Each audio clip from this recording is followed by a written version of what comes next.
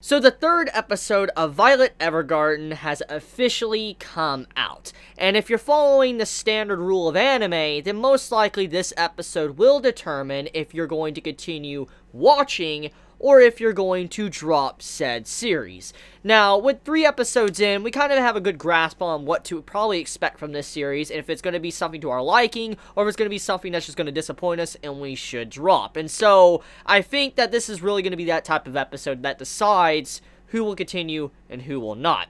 But anyways, though, getting right into it, I just finished the 3rd episode, and I will definitely say that I like this episode, but there is some problems that needs to be discussed. And so, before I get into the good stuff that I liked and all that, and talk about, like, the nitty-gritty details, I want to talk about some of the things that felt a little bit off to me while watching this episode. Number 1, let's talk about the writing, okay? The letter at the end and how Violet was able to graduate like it was nothing. Now, you could kind of fill in the blanks and stuff and kind of assume things, but it was never point blank stated. So this is the kind of the big reason why I'm a little bit upset with it.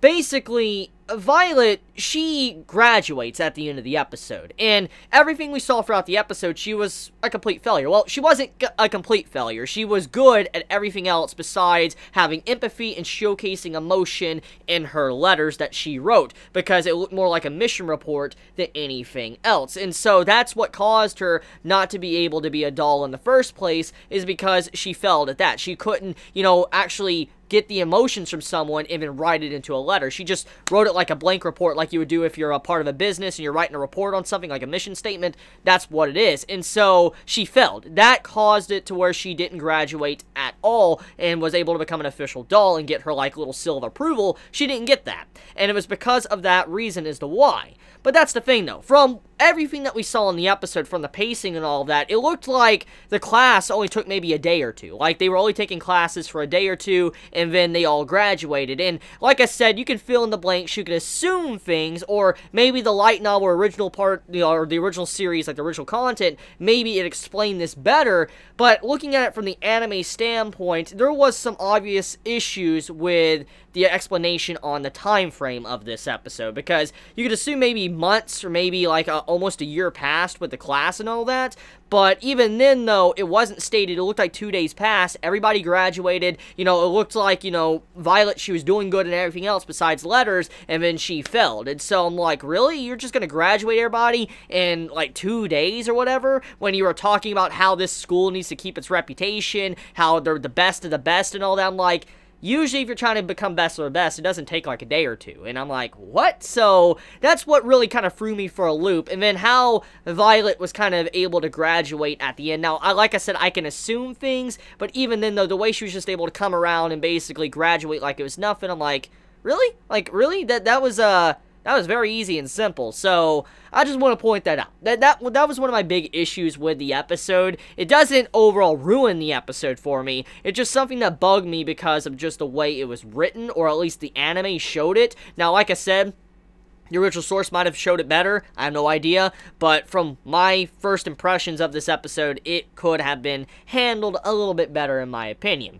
Anyways, though, let's get into the actual good stuff, okay? The good stuff of this episode. Number 1, Violet as a character. As I've already said many times in my previous 2 reviews of the series, I really like her as a character. I mean, even though she doesn't have a lot of emotion going on, that's the charm of her character. She is someone that doesn't comprehend things around her. She can't comprehend people's emotions or understand how they're feeling, because she doesn't even really understand her own emotions.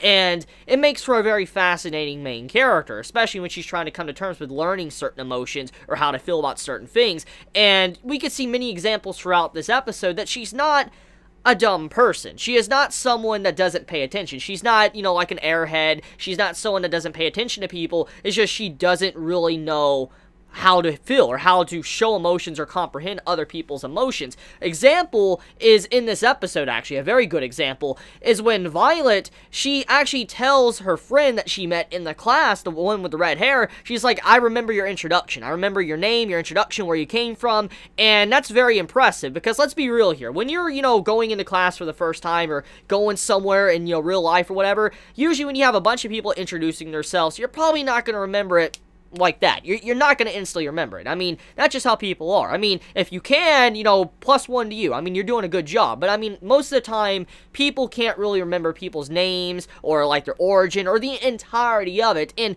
Violet was able to do that. She was able to comprehend and remember what everybody in the classroom said about themselves. So she was able to keep that detail within her. She didn't forget about that. So it proves that she does pay attention to people around her. She keeps watch of that. And on top of that, too, she also is a very quick learner. I mean, look how quickly she took up the typewriter and she was starting to use it and all that. Look how fast she is. I mean, look how she's starting to write letters. I mean, it proves that she's a very intelligent, very, you know, I guess, competent individual that knows what they're doing. But the only thing that she lacks is emotions, showcasing emotions and understanding someone else's emotions. And this, once again, this episode shows a perfect example of that. For instance, when she had to write a ghost letter for her friend that she met, she didn't actually go in between the lines. She didn't do things that weren't told for her to do.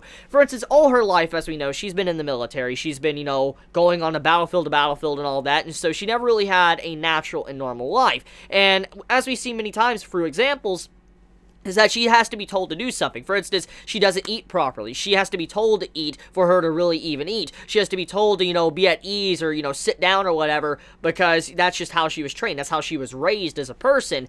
And with this, you see once again that little problem with her character, that character flaw resurfacing. She can't actually go in between the lines. She doesn't do anything that she's not told to do. For instance, the letter. Okay, when you look at the letter and all of that she had to write in this episode before the final letter at the end of the episode, she wrote everything very blunt. She was very blunt in her letter, but it read out like a report, like a military report or whatever, a business report. It was nothing else. There was no emotion in it. It lacked anything that seemed like a human even cared about the person. It just was a very robotic type of response. And she didn't go in between the lines and write in other things. For instance, you know how sometimes people, when they have a conversation with someone, they have to fill in the blanks or whatever? That's basically what it is. You have to go a step further and try to improve upon something. But she doesn't do that. She just...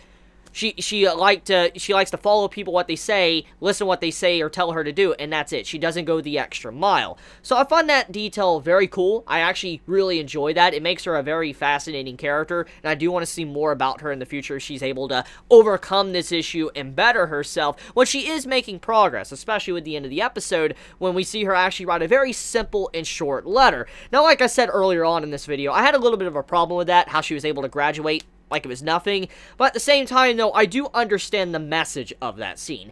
Basically, the scene, the message of it, was that sometimes a fancy and flowery letter, it could be amazing to look at, but it doesn't come across as genuine as maybe a short and sweet little letter. It's kind of like this, okay? You have all these fancy words. You have like this 10-page paragraph or whatever, or 10 paragraphs, you know, just, you know, written on a certain topic, or, you know, have a love letter or something with 10 paragraphs. You know, it seems like you're really going in. You have all these fancy words and stuff. But then you have someone that writes a very simple letter right next to yours, and it may be less than like a couple of sentences, like 2 sentences, 3 sentences, but it's very short, it's straight to the point, and it gets the message across. And that's basically what was going on there, is that with what she wrote at the end, even though it isn't anything impressive in the grand scheme of things, it still shows that sometimes being very simple with some of the things you do in life are a lot better than making it overcomplicated. And that's kind of what Violet has been doing. She has a very complicated life, and she always complicates things because of how she has been raised, and that's what was happening there. So yeah, I think overall, great episode of Violet Evergarden. Episode 3 was definitely an enjoyable episode. I would say it's one of my favorites. Besides certain problems, I say it's my favorite so far from the series. I can't wait to see what's going to happen next because I have been enjoying it. And yeah.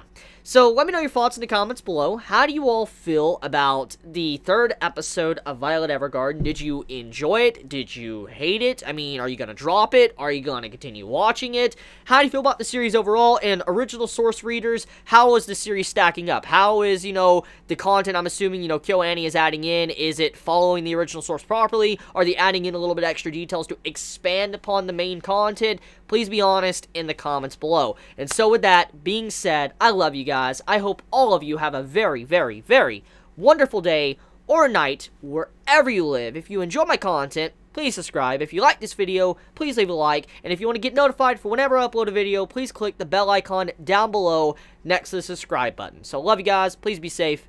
Chibi out.